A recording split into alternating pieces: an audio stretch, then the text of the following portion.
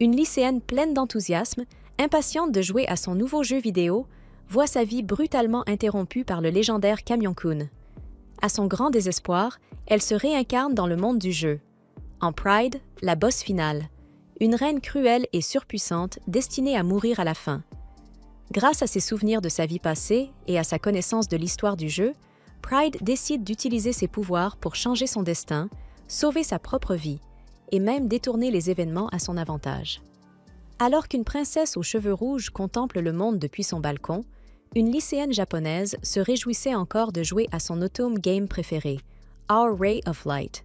Mais un accident tragique lui offre une nouvelle existence dans cet univers fictif. Au même moment, Pride s'effondre dans sa chambre.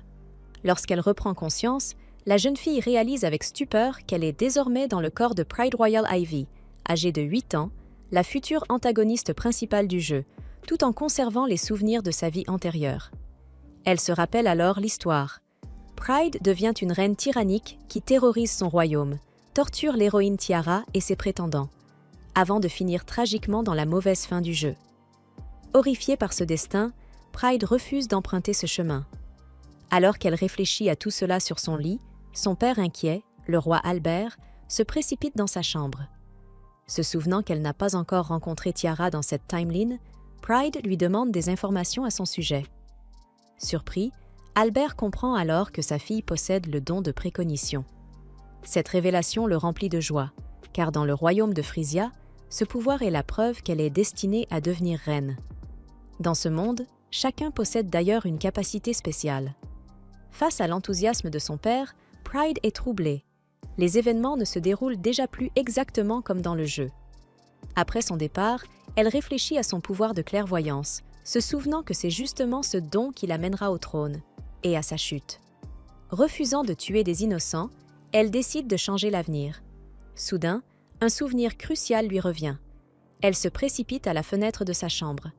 Malgré les cris paniqués des servantes, Pride se tient au bord et appelle son père, prêt à partir en calèche. Albert, choqué, lève les yeux vers elle. Pride lui crie que la roue de son carrosse est endommagée et que cela causera sa mort. À cet instant, une rafale de vent violente la déséquilibre, sous les hurlements de tous. Mais au dernier moment, un serviteur parvient à la rattraper, évitant de... Pride se souvient que, dans le jeu, elle n'avait pas pu prévoir cet événement à temps. Mais grâce aux connaissances de sa vie passée, elle a réussi à sauver son père dans ce monde. Alors qu'elle se détend enfin, ses serviteurs, terrifiés, implorent son pardon pour l'avoir laissé s'exposer au danger. Pride remarque la peur dans leur voix.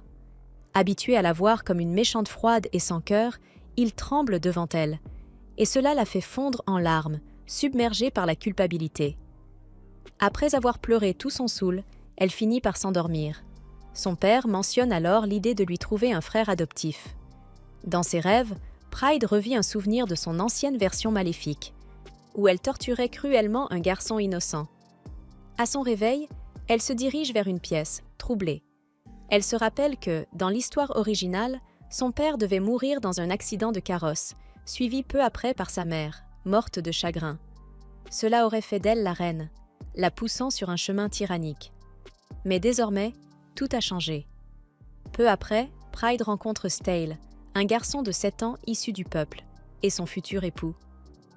Son père explique que Stale est enchaîné pour l'empêcher d'utiliser ses pouvoirs de téléportation. Le cœur de Pride se serre en voyant un enfant si jeune arraché à sa mère et traité comme un prisonnier. Elle s'approche et lui serre doucement la main. Son père annonce ensuite que Stale va signer un contrat de servitude avec elle. À cet instant, un souvenir refait surface dans l'esprit de Pride. Elle sait que Stale, incapable de lire, sera trompé et forcé de signer un contrat abusif qui fera de lui un serviteur incapable de désobéir à ses ordres. Déterminée à changer ce destin, elle agit. Cette nuit-là, elle rend visite à Stale en secret et lui donne la clé de ses menottes. Mais à sa grande surprise, le garçon refuse. Il explique que s'il s'échappe encore, sa mère sera punie, ou pire, que le château pourrait enlever un autre enfant à sa place. Il ne veut pas que cela arrive. Comprenant qu'il a déjà accepté son sort avec courage, Pride s'en va après qu'il l'ait remercié pour son inquiétude. Le lendemain, Stale signe le contrat avec Pride et devient à la fois son petit frère adoptif et son futur mari. En observant la scène, un homme aux cheveux bleus nommé Gilbert félicite la princesse d'un ton moqueur. Son père, Albert, le réprimande aussitôt pour avoir taquiné sa fille et l'emmène de force. Plus tard, Pride emmène Stale à la bibliothèque, ravie d'avoir trouvé un nouveau compagnon de jeu. Elle insiste pour qu'il l'appelle par son prénom, mais le garçon, timide, n'y parvient pas. Alors qu'ils jouent et courent ensemble, Stale s'effondre soudainement, épuisé. Plus tard, Pride le regarde dormir dans sa chambre, et elle comprend alors qu'il a dû travailler dur en secret. Cherchant à devenir digne, Pride se souvient soudainement d'un acte atroce commis par son ancienne version maléfique. Elle avait forcé Stale à tuer sa propre mère, simplement pour son amusement. Ce souvenir la rend immédiatement malade, submergée par une culpabilité insupportable. Peu après, Stale commence à se réveiller, et Pride le serre doucement dans ses bras. Le garçon, rougissant, l'entend s'excuser de l'avoir séparé de sa mère. Pride lui promet alors de faire de son mieux, pour lui et pour tout son peuple. Cependant, derrière cette douceur, elle lui adresse une demande inquiétante. Si un jour elle devait redevenir maléfique, il devra la tuer. Après que Stale se rendort, un terrible cauchemar l'envahit. Il y voit une Pride sadique, le forçant à assassiner sa propre mère. La femme, prise d'une folie cruelle, lui interdit même de mettre fin à ses jours après cet acte, le laissant brisé, tremblant dans le désespoir. Impuissant, le garçon ne peut que maudire Pride et nourrir un désir de vengeance.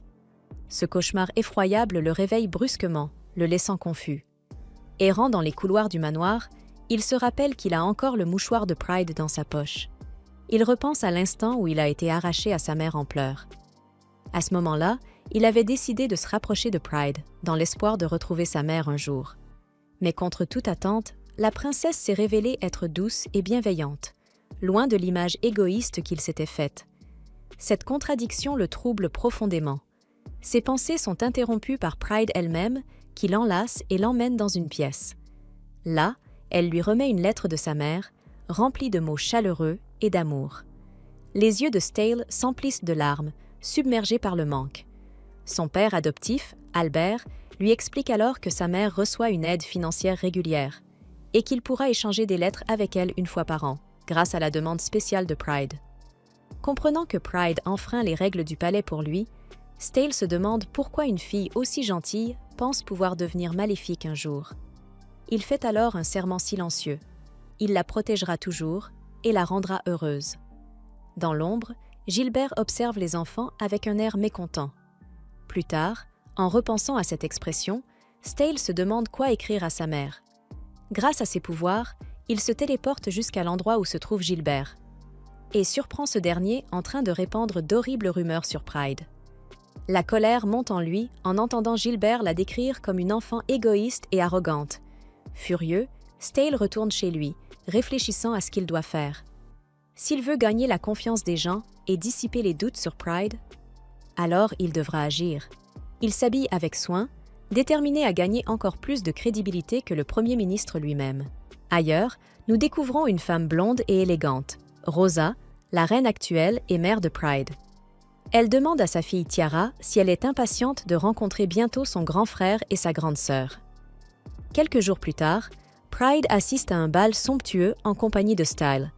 Rougissant, Stale complimente la beauté adorable de Pride, mais la réponse de celle-ci ne fait que le rendre encore plus embarrassé.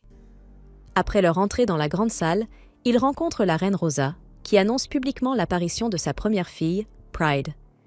Pride et Stale la saluent, puis font la connaissance de Tiara, visiblement nerveuse. La foule est immédiatement charmée par la petite fille. Pride ressent une légère jalousie en voyant sa petite sœur attirer autant d'attention, mais elle la salue chaleureusement et tombe rapidement sous le charme de sa douceur. Stale s'avance à son tour et accueille Tiara, déclarant qu'ils forment désormais une grande famille et qu'ils soutiendront tous Pride, la future reine.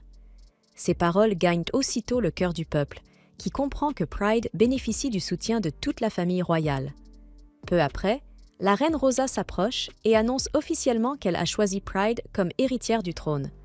Surprise, Pride écoute sa mère lui demander de se souvenir de cet instant pour toujours. Plus tard, alors que le banquet bat son plein, Gilbert s'approche de Tiara et Pride.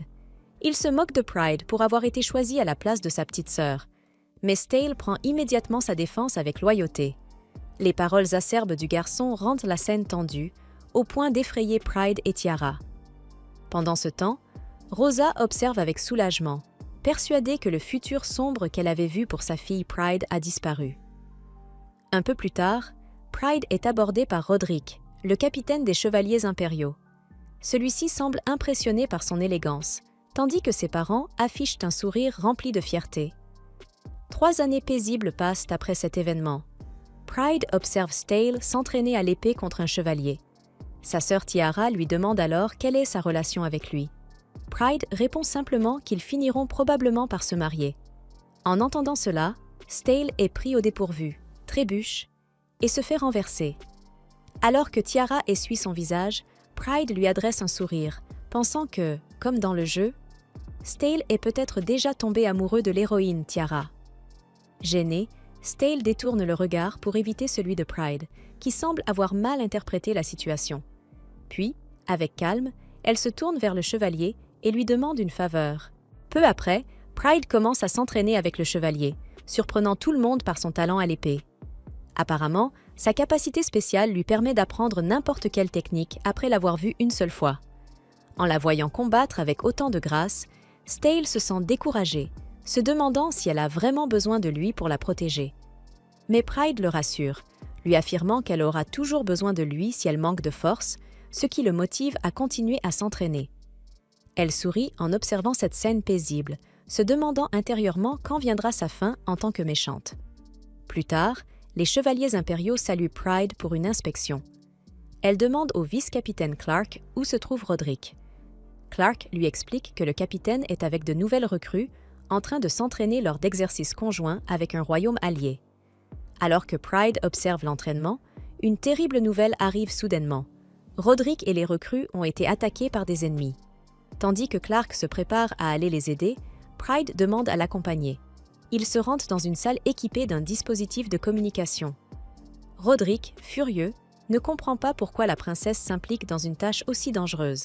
Mais Pride insiste. Elle veut sauver autant de vies que possible.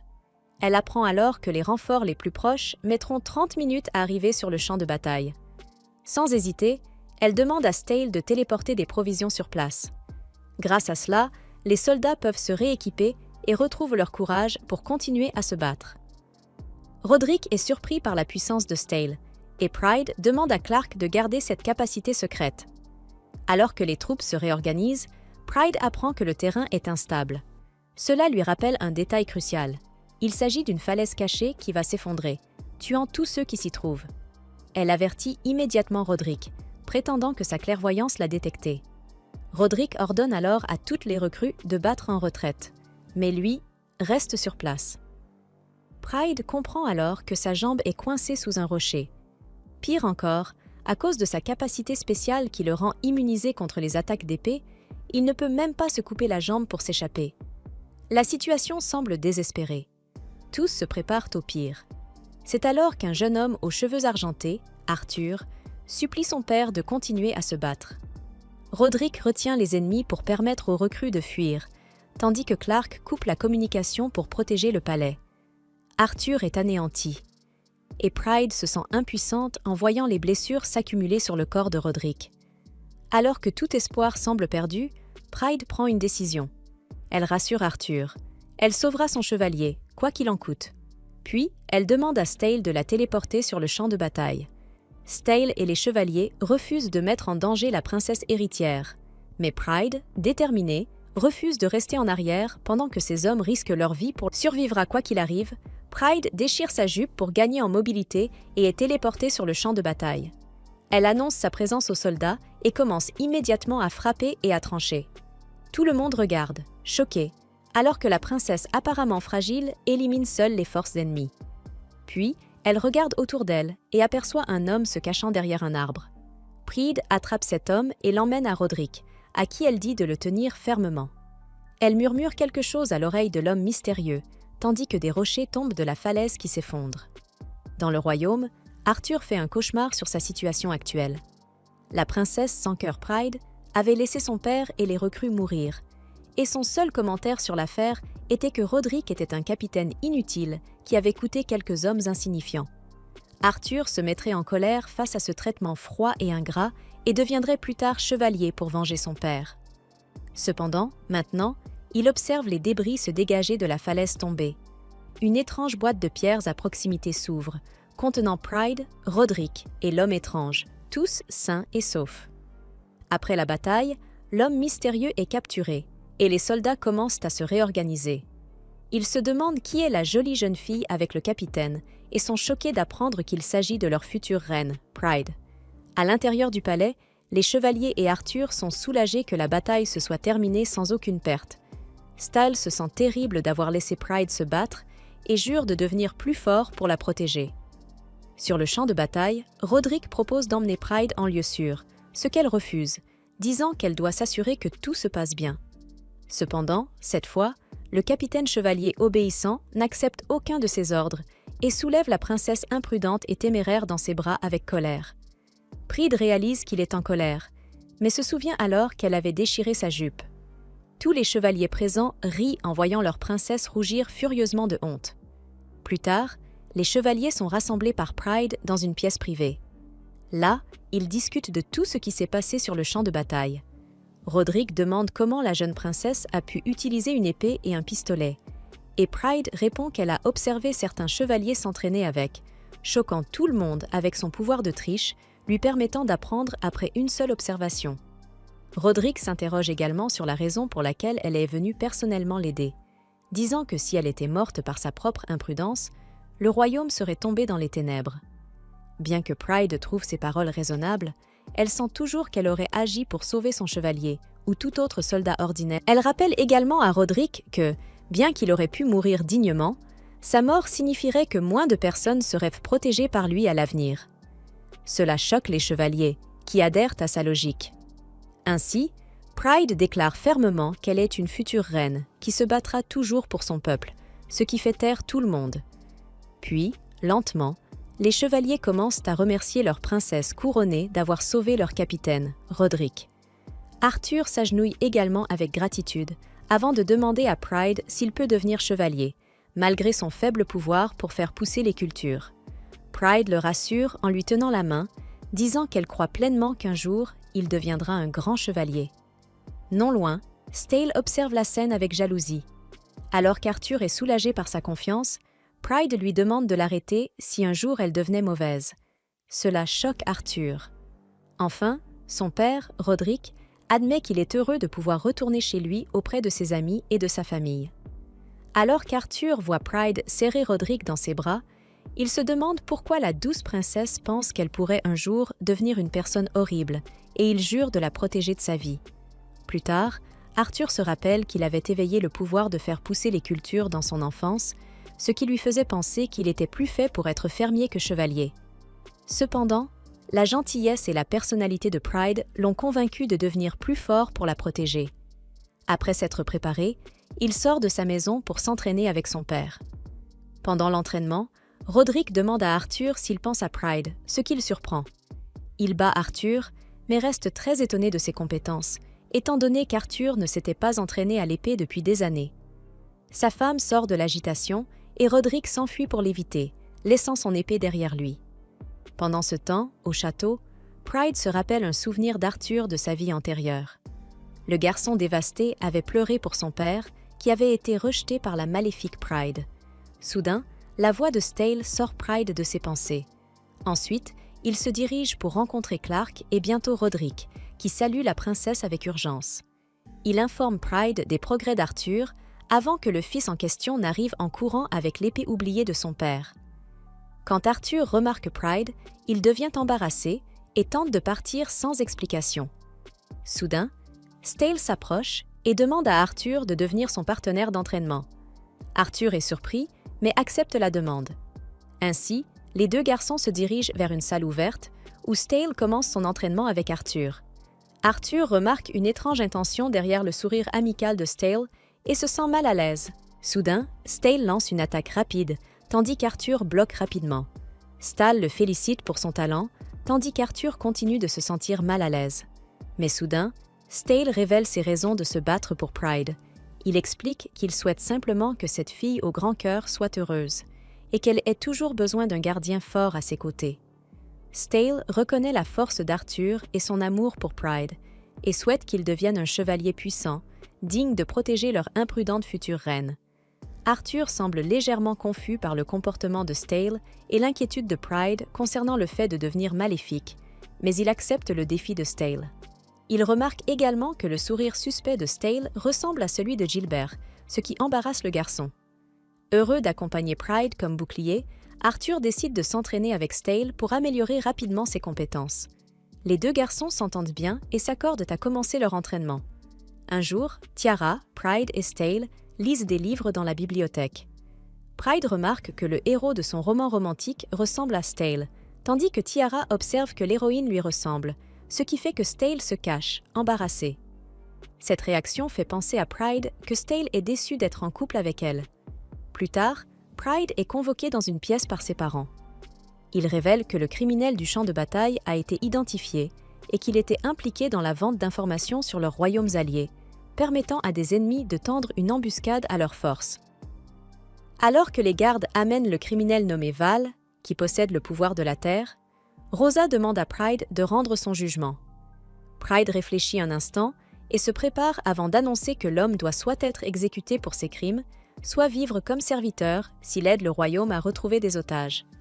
Pride demande directement à Val son avis sur son sort, et il accepte de vivre comme serviteur. Rosa approuve le jugement de Pride et lui remet le contrat. Ainsi, Pride commence à énoncer les lois du contrat, qui obligent Val à obéir à la famille royale et à ne jamais recourir à la violence. Ensuite, Stale rencontre Pride à l'extérieur et lui demande de le laisser participer à toutes les réunions importantes à l'avenir. Pride accepte et ils vont rendre visite à Val. Pride met Val en colère avant de lui ordonner de protéger Tiara si elle se trouve en danger, ou de se tourner vers Pride pour obtenir de l'aide s'il en a besoin. Alors qu'un serment maudit est levé, Pride se demande si elle a fait le bon choix.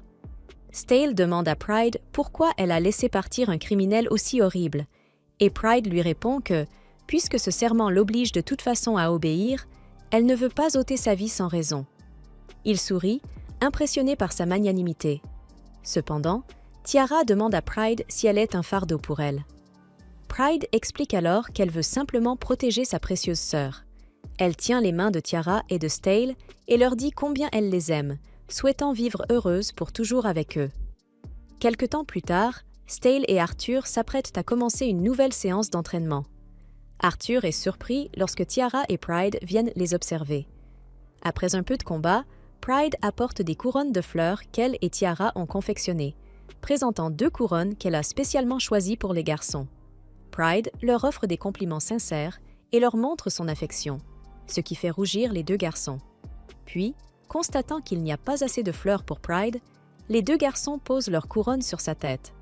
Pride sourit et leur donne une fleur à accrocher sur leur tête avant de partager sa couronne avec sa petite sœur. Après cela, Arthur fait ses adieux à Pride et aux autres, se préparant pour son examen de chevalier. Maintenant âgée de 13 ans, Pride est heureuse de s'être installée dans une nouvelle vie. 2 ans plus tard, Arthur termine sa formation de chevalier et son examen, et reçoit personnellement sa chevalerie des mains de Pride elle-même.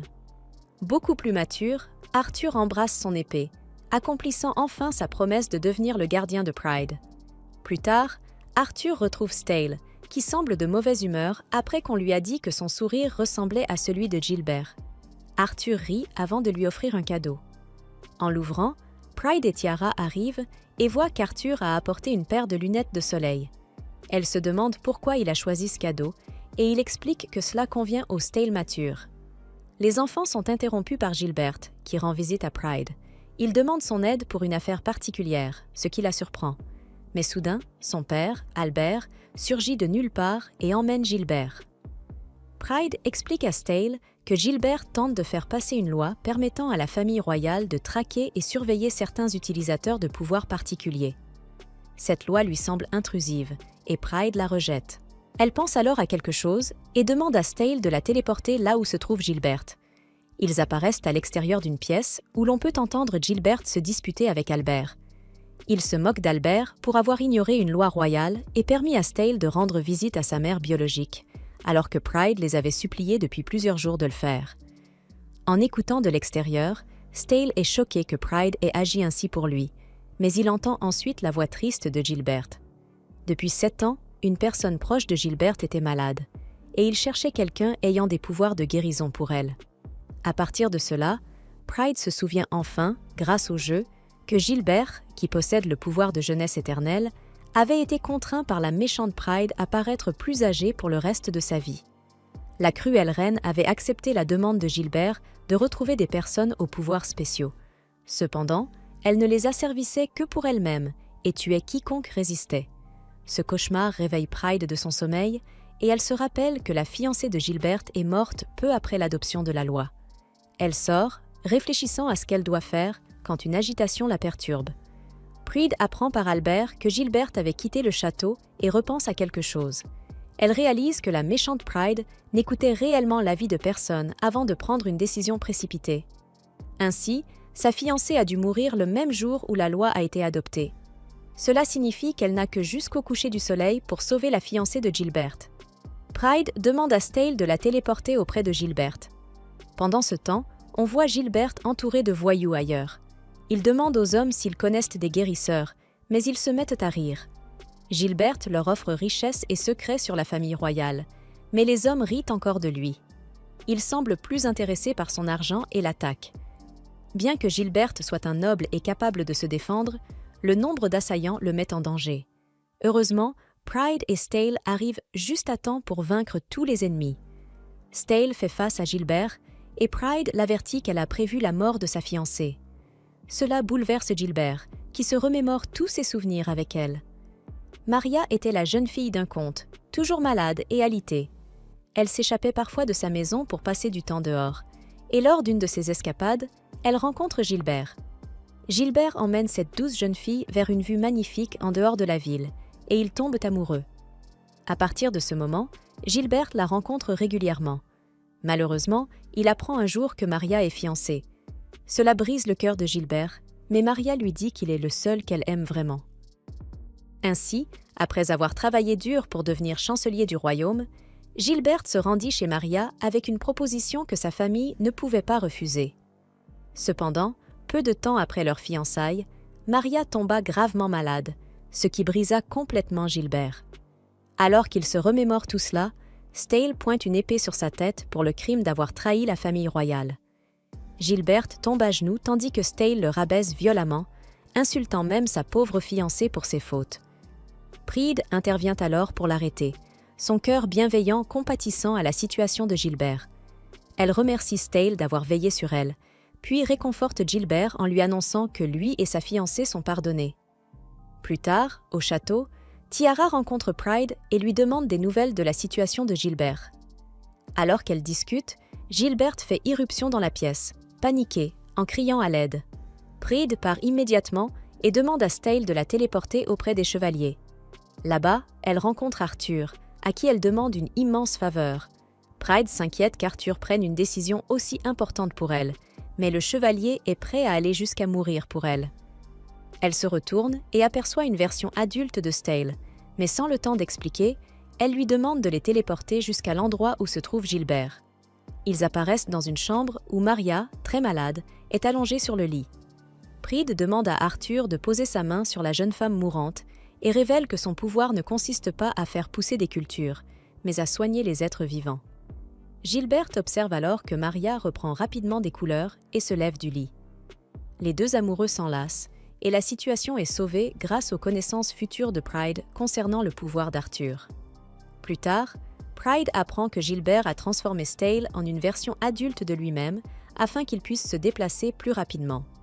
Gilbert remercie Pride d'avoir sauvé celle qu'il aime et lui avoue tous ses péchés.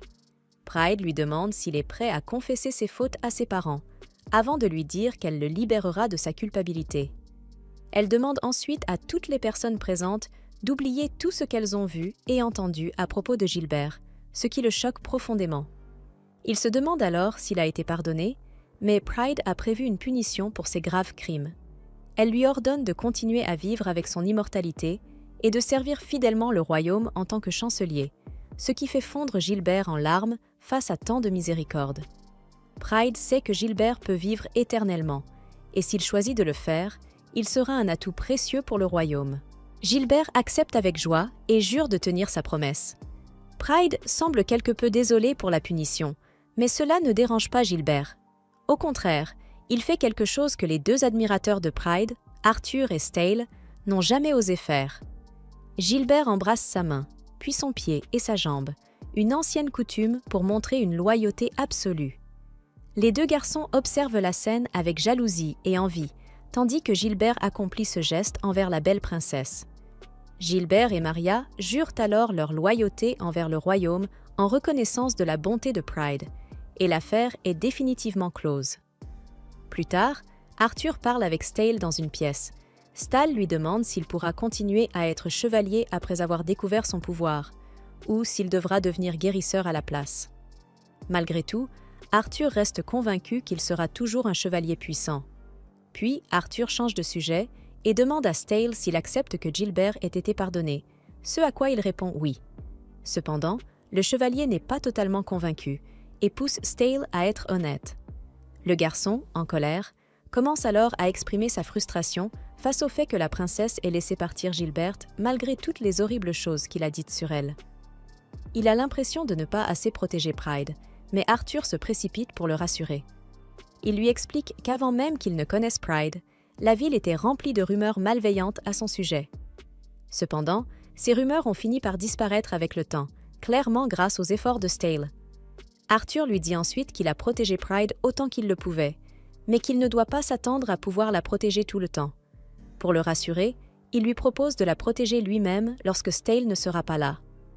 Stale est surpris et complimente Arthur pour sa maturité, mais ce dernier rejette le compliment en disant qu'il était encore pire à l'âge de Stale.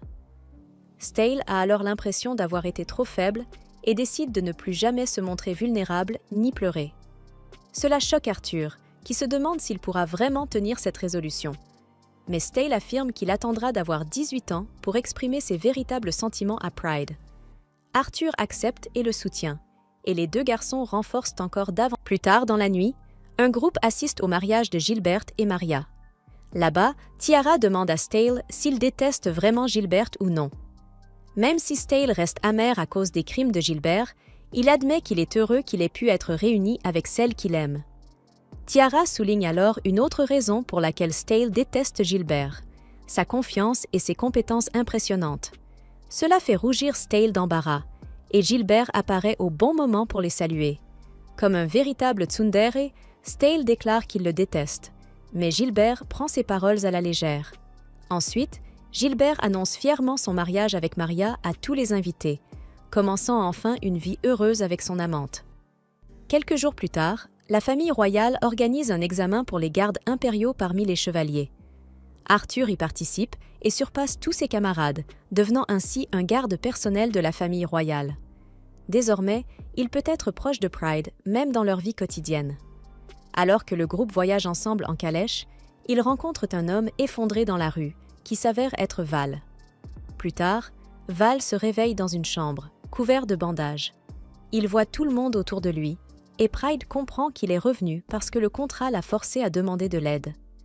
Elle lui demande pourquoi il a besoin de son aide, mais Val prétend que ce n'est pas le cas, trop fier pour admettre ses besoins. Pride l'oblige alors à dire la vérité grâce au contrat qui les lie. Il révèle qu'il doit libérer 2 enfants, Sepik et Kemet, sa famille, qui ont été kidnappés par des trafiquants. Il précise que même si les ravisseurs ont demandé 5 autres enfants en échange, ils n'accepteraient probablement pas l'offre de toute façon. Pride réfléchit et comprend que Val est totalement impuissant. Elle déclare qu'il sera placé en résidence surveillée pendant un moment et se prépare à agir contre les criminels. Plus tard, Pride confronte Val dans sa chambre, où il semble agacé par sa présence. L'homme lui lance un couteau, qui la manque de peu. Pride et Stale sont furieux face à cet acte. Cependant, Pride reste calme et lui dit de bien manger et de se reposer en vue de l'opération de sauvetage des otages, ce qui l'énerve encore plus. Val crie qu'il n'a besoin d'aucune aide, et Tiara lui demande s'il ne veut pas sauver les enfants. Elle lui demande s'il ne se soucie pas de leur sort, et l'homme admet qu'il veut garder les enfants pour pouvoir vivre confortablement. Cette froideur fait monter les larmes aux yeux de Tiara, qui pense qu'il considère ses enfants comme de simples serviteurs. Pride réconforte Tiara, puis demande à Stale et Arthur, en colère, de les laisser seuls. Elle se demande pourquoi Val veut sauver les enfants avant de lui demander comment il les a rencontrés. Val révèle que les enfants étaient simplement des orphelins vivant dans sa maison abandonnée. Apparemment, ils ont commencé à le suivre pour se protéger, l'agaçant par leur présence constante. Pride comprend que Val est irrité par eux, mais se demande alors pourquoi il s'inquiète autant. Val commence à lui en dire plus sur les enfants. Sefek est une jeune fille capable de projeter de l'eau pour protéger Kemet, un petit garçon qui suit toujours sa sœur. Alors qu'il évoque ces détails, Pride remarque qu'il tient à eux et lui demande s'il est inquiet. Val répond que non, et elle lui demande alors ce qu'il considère comme précieux. L'homme répond que seul l'argent et la vie comptent pour lui. Ses parents l'ont abandonné, il n'a jamais eu d'amis, et il n'a donc jamais appris à se soucier des autres. Pride lui demande alors s'il serait affecté s'il arrivait quelque chose à Kemet et Sefek. Val hésite, puis se met soudain en colère contre elle. Il nie se soucier d'eux, se tordant de douleur. Il ressent des nausées et une douleur au cœur chaque fois qu'il pense aux deux enfants, et, dans sa colère, il plaque Pride au sol pour l'avoir forcé à réaliser cette souffrance. Il l'accuse de l'avoir laissé vivre et d'avoir permis qu'il développe des sentiments pour les autres, affirmant que cette douleur lui écrase l'âme. En voyant Val pleurer maladroitement, perdu face à ses propres émotions, Pride comprend qu'il veut sauver les enfants pour apaiser ce malaise et cette douleur, née de son attachement envers eux. Elle enlace cet homme brisé, le réconfortant et l'aidant à comprendre ses sentiments. Comme Val était un orphelin sans abri, il n'était pas habitué à se soucier des autres et ce sentiment inconnu d'amour et d'inquiétude l'avait terrifié. Cette vérité est profondément triste pour Pride, qui le serre encore plus fort dans ses bras. Le lendemain, Val rencontre les ravisseurs. Il leur propose 5 enfants, en réalité la famille royale transformée en enfants par Gilbert. Cependant, les ravisseurs ne rendent pas Sefek et Kemet et capturent tout le groupe à la place. Dans la charrette qui les transporte, ils se rappellent que Gilbert avait révélé que la reine avait ordonné d'éliminer le groupe de ravisseurs et de sauver tous les otages. La capacité de Gilbert à transformer tout le monde en enfants avait produit un effet pour le moins surprenant. Alors qu'ils arrivent à destination, Stale téléporte ses menottes pour s'en libérer. Un des ravisseurs entre immédiatement et l'attaque en le voyant tenter de s'échapper, mais Stale téléporte l'homme directement dans une cellule de prison. Peu à peu, de plus en plus de criminels se retrouvent enfermés, tandis que le groupe se concentre sur le sauvetage des otages. Les chevaliers interrogent violemment les criminels pour obtenir l'emplacement de la cachette, puis partent en mission. Pendant ce temps, le groupe explore la base du gang, dissimulée dans une grotte. Ils découvrent que des personnes de grande valeur, possédant des pouvoirs spéciaux, sont retenues plus profondément, tandis qu'eux sont conduits dans une cellule avec des gens ordinaires. À l'intérieur, ils entendent des enfants appelés Val et comprennent qu'il s'agit de Sefek et Kemet, qui cachaient leur pouvoir. Pendant ce temps, au fond de la grotte, Stale explore les lieux avec Val. Ils trouvent une cellule de haute sécurité et libèrent tous les prisonniers, avant que Stale ne remarque une étrange lumière brillante à proximité. Soudain, un garde les découvre et sort une arme, mais Stale invoque de la dynamite pour créer une diversion. Il s'élance vers la lumière, tandis que Val retient le garde et provoque un chaos pour le ralentir. Dans la cellule intermédiaire, les gardes reçoivent une alerte et s'en vont en courant, laissant la cellule sans surveillance. Tous les prisonniers en profitent pour s'échapper. De retour près de la lumière, Stale est choqué en voyant un jeune garçon trembler sous l'effet de l'électricité. Le jeune garçon s'appelle Powell, et ses décharges électriques frappent tout ce qui l'entoure. Il refuse l'aide de Stale, affirmant qu'il ne veut pas retourner quelque part où il pourrait encore blesser quelqu'un, mais Stale le rassure en disant que le royaume est un endroit sûr. Le garçon reste méfiant, et Stale comprend qu'il doit agir. Avançant pas à pas malgré les décharges électriques qui le frappent, Stale lui parle du nouveau souverain bienveillant du royaume de Frisia, qui a promis d'en faire un lieu meilleur pour tous. Le garçon est bouleversé de voir Stale supporter une telle douleur pour s'approcher de lui, et finit par se calmer, perdant toute hostilité. Ainsi, Stale parvient à le téléporter vers un endroit sûr, mais seulement après avoir été gravement blessé et s'être évanoui. Pendant ce temps, les chevaliers royaux arrivent au camp intermédiaire pour prêter main forte. Cependant, les gardes parviennent à capturer Val en otage, tandis que Gilbert tente de les repousser.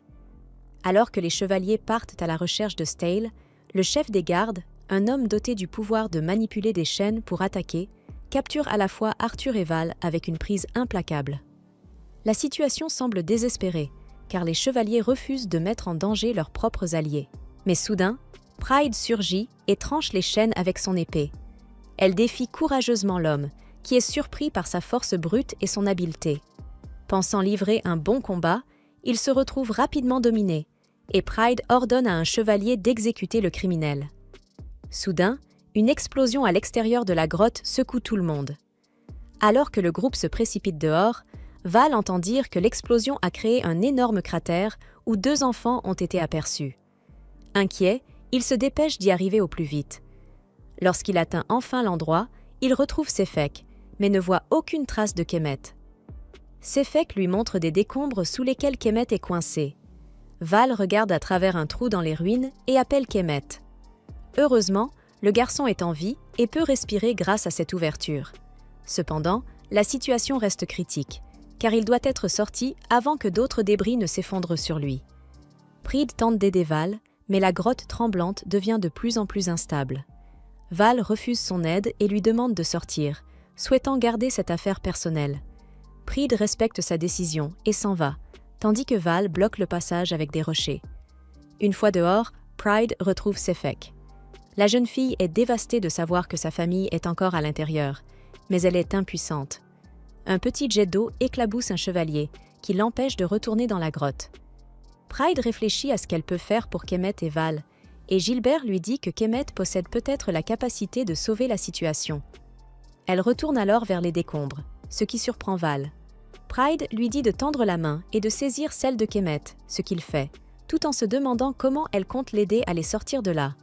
Mais une fois qu'il attrape la main de Kemet, Pride lui ordonne de manipuler toute la grotte et de détruire les rochers qui bloquent l'enfant. Val pense qu'elle est devenue folle, mais il ressent soudain une puissance incroyable qui lui permet d'activer les roches de toute la grotte et de détruire les décombres. Fou de joie, il enlace le petit Kemet terrifié, tandis que Pride comprend que le pouvoir naturel de Kemet est d'amplifier les capacités des autres. Cela explique pourquoi Sefek pouvait créer de puissants jets d'eau avec lui, mais seulement de petits jets lorsqu'elle était seule.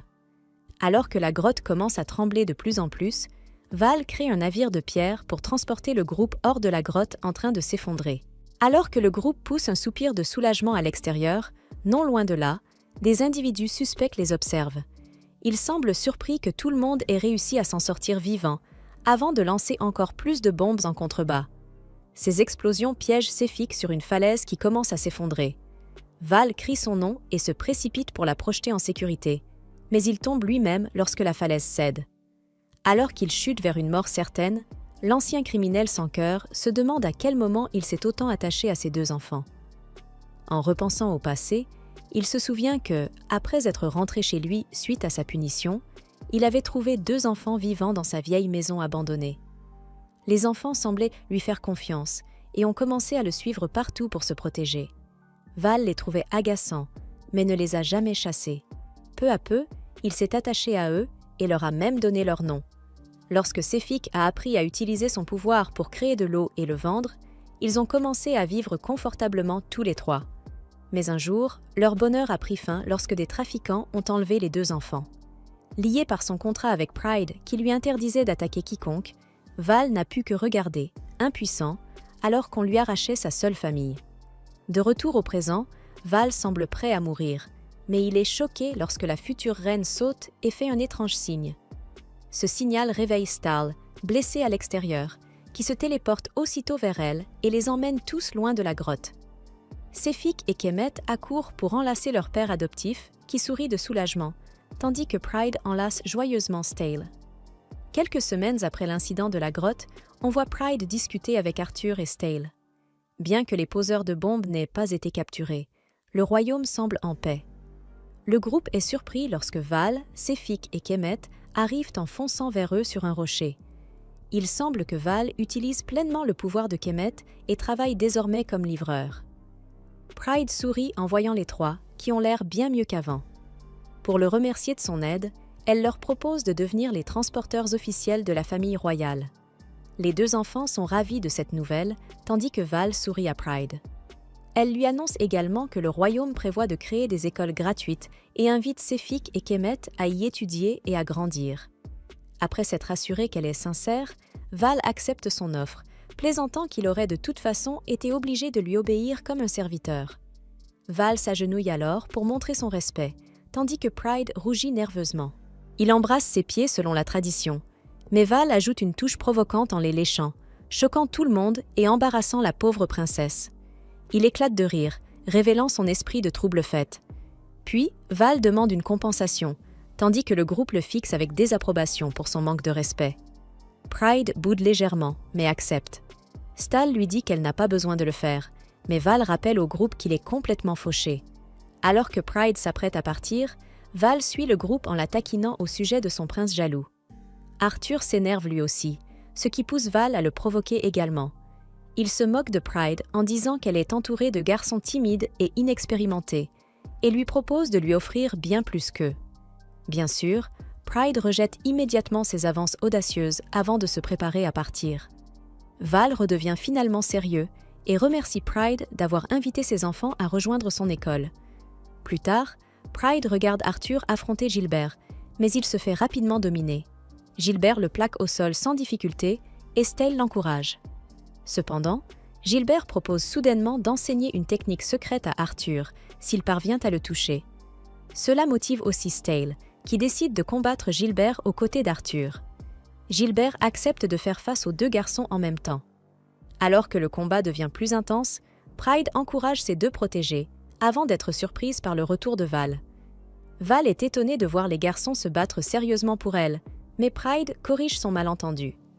Tiara se lève alors pour jouer avec Sefik et Kemet, et leur offre également du gâteau. Les enfants sont ravis, et alors que Tiara part manger avec eux, Val commence à les suivre, mais prend instinctivement la main de Pride. Arthur et Stale, oubliant leur combat sous l'effet de la jalousie, le remarquent immédiatement. Se rendant compte de son geste, Val lâche aussitôt sa main et s'en va, agacée. Pride reste confuse face à son comportement, tandis que le petit Kemet lui demande s'il déteste ou aime Pride. Val nie avoir des sentiments pour elle, mais se remémore tous les moments où elle l'a confrontée et aidée. Même la jeune Sefik peut voir son visage rougir de loin. Toujours perplexe, Pride décide de se concentrer sur les encouragements qu'elle donne aux garçons. Mais en leur adressant des paroles pleines de douceur, elle les déstabilise tellement qu'ils en perdent leurs moyens, à la fois nerveux et heureux. Cependant, lorsque Pride leur demande de gagner pour elle, leur regard s'illumine de détermination et ils se relèvent aussitôt. Cela surprend Gilbert, habituellement calme, qui comprend que leur amour pour Pride renforce leur motivation. Les deux garçons se lancent à l'attaque et cette fois, ils parviennent à vaincre le redoutable expert en combat. Plus tard, épuisés, ils s'effondrent et discutent de leurs sentiments pour Pride. Arthur se souvient que, même dans la grotte, c'était Stale qui avait utilisé sa téléportation pour sauver Pride de la falaise. Il se sent triste et indigne d'être son protecteur, mais Stale lui dit de garder la tête haute. Il lui rappelle que pendant qu'il était inconscient, c'était lui, Arthur, qui avait foncé au combat pour protéger Gilbert et Pride. Ces paroles redonnent confiance à Arthur, et Stale lui assure qu'il peut se sentir en sécurité tant qu'il est à ses côtés. Arthur se relève et réalise à quel point il a changé, passant d'un enfant pleurnichard à un chevalier fort. Les deux garçons sont interrompus lorsque Pride arrive en courant avec un mouchoir. Elle les soigne et essuie leur sueur en leur adressant des paroles douces qui font chavirer leur cœur. Stale repense à tout cela, heureux de pouvoir protéger Pride. Il se souvient aussi de Powell, ce jeune utilisateur de pouvoir qui avait besoin de protection et d'attention. Il confie à Pride qu'il souhaite devenir un véritable gentleman, pas seulement pour elle, et Pride accepte de le soutenir. Elle sourit, se sentant bénie et sincèrement heureuse d'avoir deux hommes loyaux et nobles à ses côtés. Les deux garçons prennent alors ses mains et jurent de toujours la protéger, elle et sa sœur, lui rappelant qu'ils ont prêté serment de loyauté à leur future reine. Pride sourit, se sentant pleinement comblée. Quelque temps plus tard, dans sa chambre, la future reine repense aux actions de la Pride maléfique dans le jeu. Sachant qu'il lui reste encore quelques années avant sa mort prévue dans le jeu, Pride reste déterminée à faire de son. Pour rappel, ce monde est basé sur un jeu ultime intitulé Or Ray of Light. Trakoon avait encore frappé dans son cycle habituel d'Isekai, et notre héroïne mourut à l'âge de 18 ans. Repose en paix. Puis, les souvenirs de sa vie passée affluèrent soudainement. Elle était désormais Pride Royal Ivy, la princesse héritière du royaume de Frisia. La grande sœur de la protagoniste du jeu, Tiara, est, pour ses prétendants, la source de toutes les tragédies. La pire des hérétiques. La méchante finale ultime. Stal lui dit de lui faire savoir s'il pouvait l'aider d'une quelconque manière. Tiara lui confia qu'elle avait hâte d'être à demain. Le chancelier Gilbert promit de faire en sorte que la célébration de son anniversaire se déroule sans le moindre accroc. Le lendemain, Pride allait avoir 16 ans. Dans ce pays, cela signifiait devenir officiellement adulte. C'est pourquoi cette célébration était si importante. Si elle ne parvenait pas à prouver qu'elle avait les qualités pour devenir reine, ou si le moindre problème survenait, ce ne seraient pas seulement de simples rumeurs qui se propageraient à son sujet. Gilbert la sortit de ses pensées pour la rassurer. Il resterait à ses côtés. Il semblait cependant préoccupé en jetant un regard vers Stale, mais aucun des deux ne voulut s'expliquer. Pride se demanda si Stale était lui aussi nerveux à propos des festivités du lendemain. Se sentant peu digne de son rôle de princesse héritière et de grande sœur, elle savait qu'elle ne devait surtout pas se ridiculiser. Pendant l'entraînement à l'épée, Arthur remarqua que Stale était bien moins concentré que d'habitude. Il fit voler son épée et lui dit que, s'il avait quelque chose en tête, il devait le dire clairement. Stale ramassa son arme et, en reprenant le combat, mentionna qu'à l'occasion des 16 ans de Pride, son fiancé serait également annoncé lors de la cérémonie. Il craignait qu'elle l'ait oublié. Elle était tellement absorbée par son travail sur le nouveau système scolaire que personne n'avait voulu la déranger avec cela. Stale était prêt à consacrer corps et âme à servir Pride, ainsi que son futur fiancé en tant que sénéchal. Mais seulement s'il jugeait cet homme digne d'elle. Il avait besoin d'en être certain. C'est pourquoi il avait décidé d'enquêter personnellement sur celui qui allait devenir le fiancé de Pride. Le lendemain, l'homme se révélait exceptionnel à tout point de vue, héritier distingué et premier prince du royaume allié d'Anémone. Sur le papier, tout semblait parfait, sauf un détail inquiétant. Il traînait derrière lui une réputation de séducteur invétéré, connu comme le plus grand coureur de jupons de tout son royaume.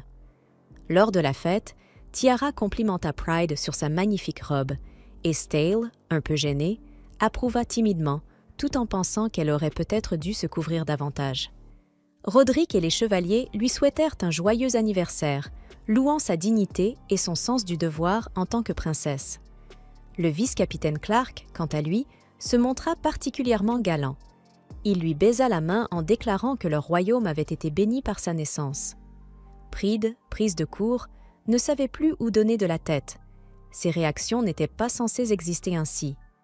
En apercevant l'homme principal de la soirée, elle recula légèrement et Stale la rattrapa aussitôt. C'est alors que des souvenirs du jeu lui revinrent. 2 des prétendants faisaient partie de l'histoire originale. L'un d'eux, un homme aux cheveux sombres, s'approcha et lui demanda si elle allait bien. Un peu plus tard, à l'extérieur, il s'excusa de ne pas être venu plus tôt se présenter. Il se présenta comme Léon Adonis Coronaria, premier prince du royaume d'Anémone. Pride lui rendit son salut, encore sous le choc. Comment avait-elle pu oublier son propre fiancé, celui avec qui elle devait se fiancer précisément le jour de ses 16 ans? Dans le jeu, leur relation finissait tragiquement. Il perdait tout et se retrouvait le cœur brisé à cause d'elle. Pourtant, en face d'elle, il était totalement différent. Avec élégance, il lui baisa la main et déclara qu'il n'avait jamais vu quelqu'un d'aussi belle. Le cœur de Pride s'emballa. Elle n'était pas prête à affronter une telle situation. De retour dans la salle, sa mère annonça officiellement les fiançailles. Léon s'avança, posa un genou à terre, embrassa sa main et déclara qu'il l'aimerait de tout son cœur. Tandis que la foule applaudissait avec enthousiasme, certains proches, eux, semblaient bien moins ravis. À partir de ce moment, Léon resterait 3 jours au château avant de repartir, puis reviendrait 1 semaine plus tard pour s'y installer définitivement en tant que fiancé de Pride. Les 10 jours à venir s'annonçaient décisifs, car dans le futur qu'elle connaissait déjà, cet homme finirait par la fuir, suppliant qu'elle le laisse en paix. Elle lui disait doucement « Ne sois pas comme ça, Liang.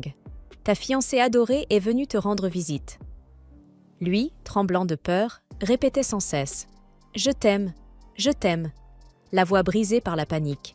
Et elle éclatait de rire, répondant avec une tendresse cruelle qu'elle l'aimait aussi. Pourtant, comme il n'était pas encore marié, il n'était qu'un prince consort de nom, rejeté par tous. Même l'ancien roi du royaume d'Anémone lui avait ordonné de ne jamais revenir. Pride se demandait alors ce qui se passerait si elle décidait de rompre leur fiançailles. Elle se souvenait aussi que sa sœur venait récemment passer du temps avec lui, ce qui risquait de déclencher une nouvelle crise de jalousie. Pour protéger Tiara, il assurait à Pride qu'il ne ressentait rien pour sa sœur, jurant qu'il n'aimait qu'elle. Et Pride adorait le voir pleurer ainsi. Ce visage désespéré, c'était son préféré. Elle se promettait de ne jamais abandonner son petit jouet si adorable.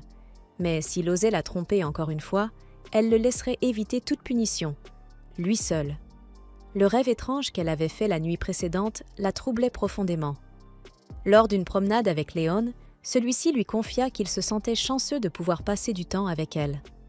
Léon était un prince remarquable, possédant toutes les qualités nécessaires pour devenir un grand roi.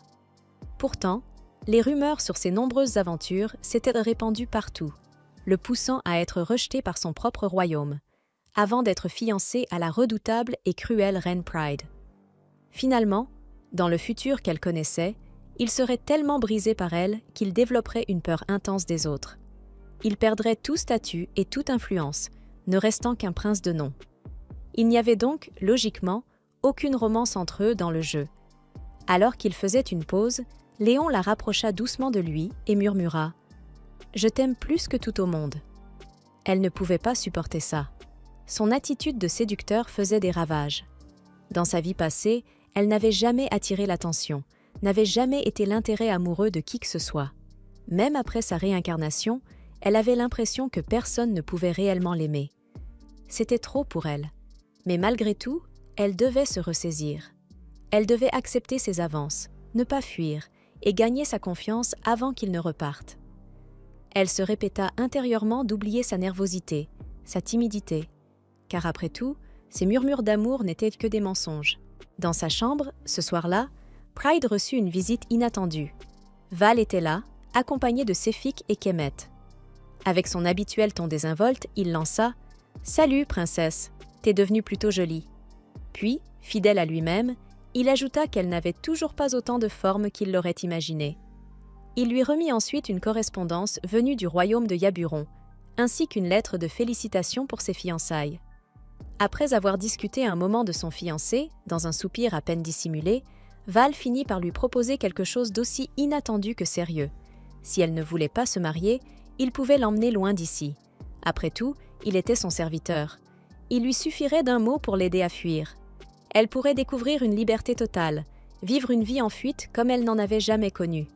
Et selon lui, subvenir aux besoins de 3 enfants ne serait rien avec ses capacités. Pride se mit à rire doucement. Ce n'était pas la réaction qu'il attendait. Elle venait simplement d'imaginer que vivre une vie en fuite avec lui ne serait pas si désagréable. Si elle disparaissait en tant que reine, Tiara pourrait monter sur le trône sans danger, choisir librement son futur époux parmi Arthur, Stal, le prince Léon et les autres prétendants. Et ensemble, ils mèneraient le royaume vers la paix. Mais elle ne pouvait pas accepter cette main tendue. Même en étant la pire reine possible, la future boss finale de ce monde, elle avait appris à aimer ce royaume et son peuple. Elle voulait lutter contre le destin jusqu'au bout. C'était ici qu'elle voulait rester, en tant que reine, jusqu'à la fin. Elle remercia Val sincèrement, ajoutant que si jamais elle venait à perdre sa place un jour, elle serait heureuse qu'il l'accueille. Val attrapa alors sa main et déclara avec fermeté « Il n'y avait pas de « si ». Il lui suffirait de donner un ordre et il l'emmènerait immédiatement. Surprise, Pride accepta cette promesse. Si un jour cela devenait nécessaire, elle comptait sur lui. Alors qu'il s'apprêtait à partir avec les enfants, elle lui confia qu'elle était vraiment heureuse de l'avoir dans sa vie. Val leva la main vers son visage, mais se ravisa au dernier moment, se contentant de lui tapoter doucement la tête. Puis il lui dit que le jour où elle voudrait vraiment tout abandonner, il s'assurerait de passer le reste de sa vie à lui offrir un endroit où vivre à ses côtés. Finalement, Pride emmena Léon visiter la capitale. Il trouva Frisia absolument magnifique, admirant chaque détail avec émerveillement. Mais les voir ensemble provoqua un profond malaise chez Stal. Il ne pouvait s'empêcher de penser que Léon jouait un rôle, affichant une perfection de façade, alors qu'au fond, il le considérait comme un simple séducteur. Il remarqua aussi qu'Arthur tremblait de manière incontrôlable. Plus tard, Stale se téléporta discrètement auprès de lui pour lui parler en privé. Arthur ne cachait pas sa colère. Il détestait l'idée que Pride épouse le prince Léon. Bien qu'il comprenne l'importance des mariages royaux, il était convaincu que cet homme n'était pas digne d'elle. Stale tenta de le calmer, mais Arthur refusa d'écouter. La frustration le submergea au point qu'il écrasa une chaise d'une simple pression de la main. Ses sourires faux et inquiétants, cela le mettait hors de lui. Tout cela lui semblait anormal. Stale, de son côté, était sous le choc. Il n'avait jamais réalisé qu'il faisait semblant de sourire depuis le début. Encore, si ce n'était que Léon. Mais pourquoi sa propre sœur aussi? Il ne comprenait pas. Le lendemain, alors que Léon s'apprêtait à repartir, Pride lui demanda de ne pas oublier leur promesse. Le prince afficha une expression troublée. Stale voulut demander de quelle promesse il s'agissait, mais il fut interrompu par l'arrivée bruyante de Val. Celui-ci apportait de nombreux cadeaux de la part de la première princesse du royaume de Yabran pour l'anniversaire de Pride. Il mentionna également une requête secrète qu'elle lui avait confiée, quelque chose d'inattendu. Et pourtant, pour Pride, tout cela était parfaitement normal. Grâce aux souvenirs de sa vie passée, elle possédait désormais la lucidité nécessaire pour agir. Elle en était convaincue. Elle était la seule capable. Stale traversait les couloirs, plongé dans ses pensées après ce qu'il venait d'entendre de la reine. La raison pour laquelle le prince Léon avait été choisi comme fiancé de Pride, c'était que, malgré l'existence d'un deuxième et d'un troisième prince dans le royaume d'Anémone, elle estimait que seul Léon lui convenait. Le roi d'Anémone partageait également cet avis. Mais pour Stale, cette explication ne tenait pas vraiment debout. Cependant, à sa demande, le roi lui avait permis de devenir l'apprenti de Veste à partir de la semaine suivante. Étudier sous la tutelle de l'oncle Veste signifiait qu'il n'aurait presque plus de temps à passer avec Pride. Malgré tout, il était prêt à l'accepter, tant que cela pouvait lui être bénéfique à elle, ainsi qu'au royaume. Même si cela signifiait qu'il ne serait plus nécessaire à ses côtés. Mais l'idée de la voir avec Léon lui serra le cœur, au point que des larmes montèrent à ses yeux. À l'extérieur, Tiara lui demanda s'il avait fini de parler avec leur mère. Il semblait ailleurs et répondit qu'il était simplement fatigué. Ce n'est qu'à ce moment-là qu'il remarqua que Pride dormait sur les genoux de Tiara. Elle expliqua que Pride n'avait presque pas dormi la nuit précédente. Tiara proposa alors à Stale de venir se reposer à côté d'elle. Elle se sentait terriblement seule ces 3 derniers jours. Elle avait l'impression que Léon lui avait volé sa sœur. Mais ensuite, Pride l'avait invitée dans les jardins et l'avait serrée dans ses bras de toutes ses forces. Tiara pensa que Pride avait remarqué sa solitude et qu'elle avait agi ainsi pour la réconforter. Pride ouvrit doucement les yeux et vint s'asseoir sur les genoux de Stale. Elle lui dit qu'il lui avait manqué. Il la caressa pour la rassurer et lui répondit qu'elle lui avait manqué aussi, et que tout irait bien, qu'il serait toujours là, même à distance, que son cœur resterait à ses côtés, même s'il n'était plus près d'elle, même si elle tombait amoureuse de cet homme. Il lui appartenait toujours, corps et âme. Plus loin, Arthur, épuisé, retrouva un peu d'énergie en voyant le sourire lumineux de Pride. Elle prit son visage entre ses mains, inquiète des cernes sous ses yeux. Elle s'excusa de ne pas avoir pu lui parler l'autre jour. Elle voyait bien qu'il s'était forcé à les accompagner, malgré son état. Mais Arthur avait une question à lui poser. Était-elle heureuse? Elle répondit que oui. Après tout, elle l'avait lui et tous les autres à ses côtés. Cela le soulagea. Elle ne faisait pas simplement semblant d'aller bien. Mais soudain, il sentit quelque chose d'étrange, comme si elle remettait un masque.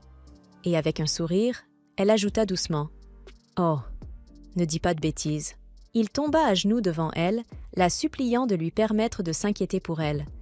Pourquoi faisait-elle semblant de sourire? Pourquoi soupirait-elle seule à côté de la calèche? Pourquoi jouait-elle la comédie? Est-ce que Léon détenait quelque chose contre elle? Ils s'inquiétaient tous pour elle, et pourtant, elle semblait toujours aussi distante. Elle s'excusa, les remercia pour leur inquiétude, mais affirma une fois de plus qu'elle allait bien. Arthur comprit alors que, peu importe la difficulté de la situation, elle avait décidé de tout affronter seule, comme si son destin était de marcher en solitaire. Il voulait protéger son sourire. Il lui dit que si l'homme choisi pour être à ses côtés était quelqu'un qu'elle aimait, alors il resterait près d'elle pour protéger leur bonheur. Mais si cet homme n'était pas digne d'elle, alors il la protégerait contre lui et prendrait soin d'elle à sa place. Depuis longtemps déjà, il lui avait tout consacré. Plus tard, Pride annonça à sa mère qu'elle avait eu une prémonition. Elle devait se rendre au royaume d'Anémone pour le bien du peuple. Elle et Tiara rendirent ensuite visite aux 2 garçons dans leur établissement thermal. Ils avaient déjà entendu parler de cette mission et étaient heureux de pouvoir collaborer avec elle. Tiara, cependant, demanda sérieusement ce que Pride comptait faire à Anémone. Son ton, inhabituellement grave, surprit tout le monde. Elle se demandait si cela avait un lien avec ce que Pride leur cachait. Tiara savait qu'elle était impuissante. Elle n'osait même pas demander à l'accompagner. Mais elle voulait au moins lui offrir son soutien moral. Tous étaient prêts à écouter ce qu'elle avait à dire, même si ce n'était qu'une hypothèse. Personne ne la jugerait, même si les choses ne se déroulaient pas comme prévu. Tiara voulait simplement qu'elle ouvre son cœur. La veille au soir, Léon lui avait parlé. Pride lui avait alors fait signe de s'approcher. Puis, sans détour, elle lui avait dit que s'il voulait aller plus loin avec elle, cela ne la dérangeait pas. Après tout, ils étaient pas fiancés. Mais au moment où il s'approcha pour l'embrasser, il s'arrêta. Elle lui dit alors que ce n'était pas nécessaire dans leur relation. Elle lui assura que tout allait bien. Il avait été irréprochable ces 3 derniers jours. Tout le monde reconnaîtrait en lui le fiancé parfait. Mais il ne comprenait pas ce qu'elle voulait dire. Alors elle fut claire. Il n'avait pas besoin de jouer un rôle devant elle. Il n'avait pas à se mentir à lui-même, ni à prétendre qu'il y avait de l'amour entre eux. Désormais, les rôles inversés, elle lui demanda de lui faire une promesse. En échange, elle garderait pour elle ce qui s'était passé cette nuit-là, et dès le lendemain, il pourrait recommencer à jouer le rôle du couple parfait. Elle lui rappela qu'elle était la princesse aînée de Frisia, première dans l'ordre de succession au trône, et qu'elle possédait un pouvoir particulier, la clairvoyance. Elle était la seule personne au monde à connaître ses véritables désirs. Elle lui demanda alors de ne pas quitter le château pendant toute une semaine après son retour dans son royaume. Pas même pour aller vérifier les environs, surtout pas le dernier jour. Car ce jour-là, il perdrait tout, la confiance de son peuple et même celle du roi. Ces instructions étaient essentielles pour son bonheur. Après avoir entendu ces paroles, les garçons furent embarrassés. Ils pensaient qu'elle et Léon avaient passé la nuit ensemble, même si elle avait omis de mentionner qu'il avait seulement essayé. Stahl comprit qu'il s'agissait en réalité d'une visite secrète destinée à empêcher Léon de quitter le château, afin d'éviter que la prémonition ne se réalise. Ainsi, s'il tentait de sortir, il l'arrêterait avant que les gardes du royaume ne le découvrent. Un comportement honteux de Léon ne ferait que ternir l'image de leurs 2 royaumes. Arthur, lui, s'effondra au sol, soulagé, car il avait imaginé bien pire. Il s'était complètement trompé, entraînant même Stahl dans ses suppositions et inquiétant Pride inutilement. Pride le rassura, s'excusant de ne pas lui avoir donné de réponse claire lorsqu'il l'avait interrogée plus tôt. Elle lui dit qu'il était incroyable d'avoir remarqué immédiatement qu'elle traversait un moment difficile. En lui avouant que cela l'avait rendue heureuse, elle le fit se redresser brusquement, le visage rouge. Ses amis ne voulaient pas qu'elle porte ce fardeau toute seule. Ils étaient là pour elle. Ils ne voulaient pas la voir souffrir en silence. Pendant ce temps, à Anémone, Léon repensait aux avertissements de Pride, ainsi qu'aux paroles de son père, qui lui répétait qu'en tant que premier prince, il devait montrer l'exemple à ses frères et tout faire pour devenir un roi digne des attentes de son peuple. Depuis son plus jeune âge, sa vie avait été entièrement consacrée à apprendre ce qu'il fallait pour devenir roi. Et pourtant, une question le hantait toujours. Qu'est-ce qu'un roi véritablement désiré? Son père l'emmenait souvent devant le peuple, où les foules l'acclamaient et le couvraient d'éloges. Ce fut pour lui une véritable révélation. Il voulait être aimé du peuple. Il voulait qu'on le désire, qu'on le convoite, lui et personne d'autre. Mais son jeune frère le mit en garde, critiquant ses pensées dangereuses, les qualifiant de quête d'attention, de narcissisme et de possessivité. De telles étiquettes pouvaient ruiner sa réputation. Léon n'oublierait jamais le choc qu'il ressentit en entendant ces mots. Il savait qu'il devait se débarrasser de ses émotions dérangeantes, et il se força même à ne pas quitter le château pendant un temps. Mais au fond de lui, son corps et son âme continuaient de les réclamer. Un autre de ses frères lui suggéra alors de se consacrer aux relations sociales avec la haute société. Suivant ce conseil, il fréquenta les jeunes femmes de son âge. Mais très vite, il remarqua chez elle les mêmes désirs qu'il redoutait en lui-même. Besoin d'attention, narcissisme et possessivité. Cela l'effraya profondément. Il fut horrifié de réaliser qu'il avait dirigé de tels sentiments envers le peuple qu'il avait juré de protéger. Au final, il ne pouvait leur offrir ce qu'elles attendaient de lui. Et la rumeur selon laquelle il était un séducteur se répandit. Il en vint à désirer devenir prince consort du royaume de Frisia afin d'apporter la paix entre les deux nations. Il se sentait incapable d'être un bon roi, un bon frère, et même un bon être humain. C'était la seule voie qu'il voyait. Un soir, pendant le dîner, son père lui annonça qu'ils envisageaient peut-être d'annuler ses fiançailles. Il souhaitait en rediscuter avec la reine de Frisia et le prince consort. Il s'excusa de l'incertitude qu'il faisait peser sur la vie de Léon.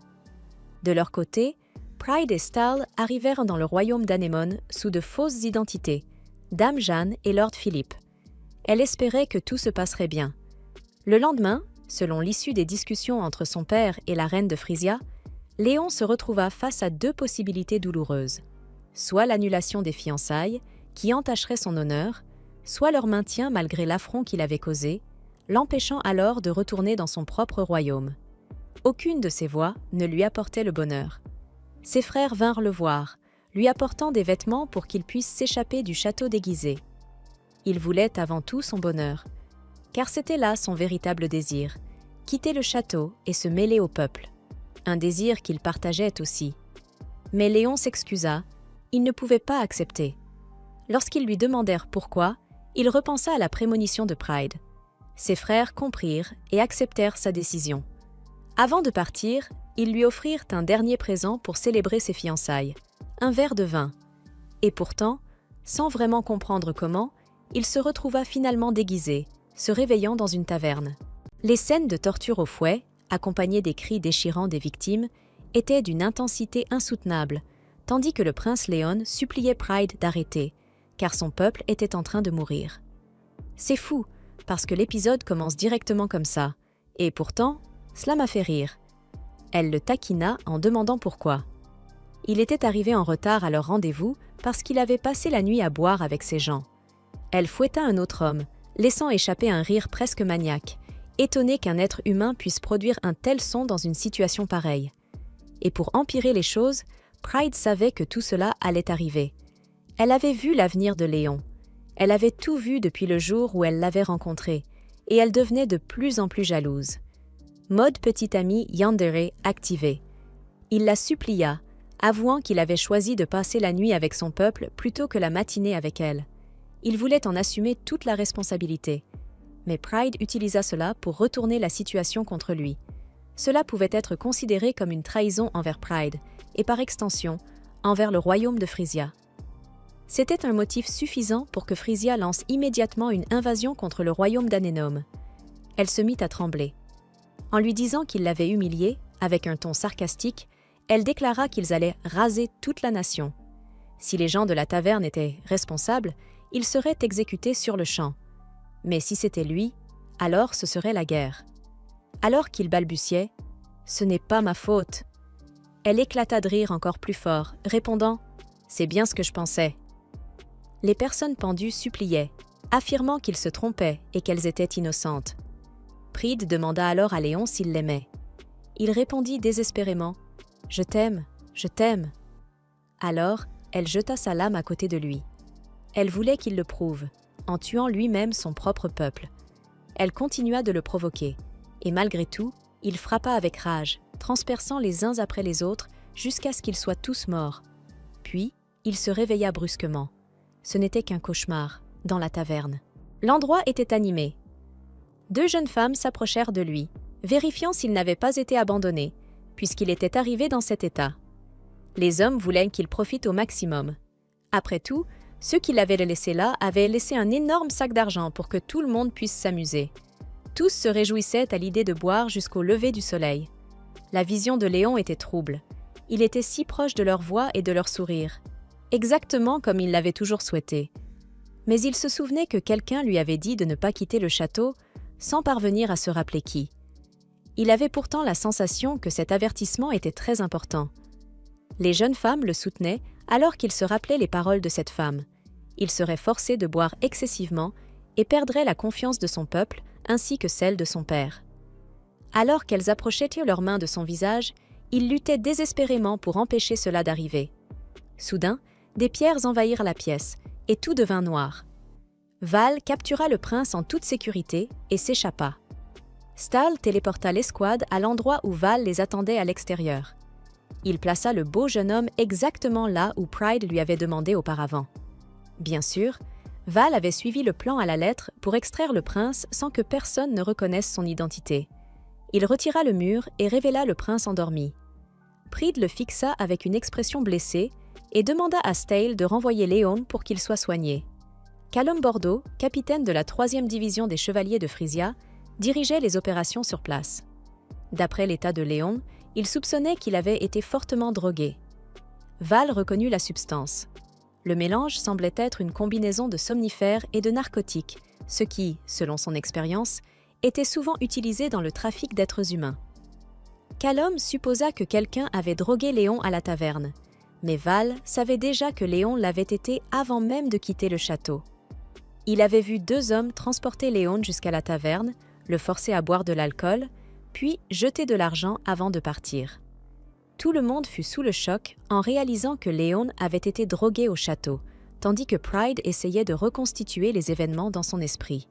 Soudain, elle se mit en colère et déclara que les responsables étaient le 2e prince Erwin et le 3e prince Homer. Dans le jeu, ils rendaient souvent visite à leur frère Léon, le cœur brisé. Puis, lorsque Tiara entra dans la route de Léon, elle les rencontra par hasard devant sa chambre et apprit une partie de la vérité sur ce qui s'était passé 2 ans auparavant. Ils étaient jaloux de leur frère aîné, destiné à hériter du trône, et avaient répandu de mauvaises rumeurs à son sujet. Toutes ces histoires le décrivant comme un homme volage et séducteur n'étaient que des mensonges sans aucun fondement.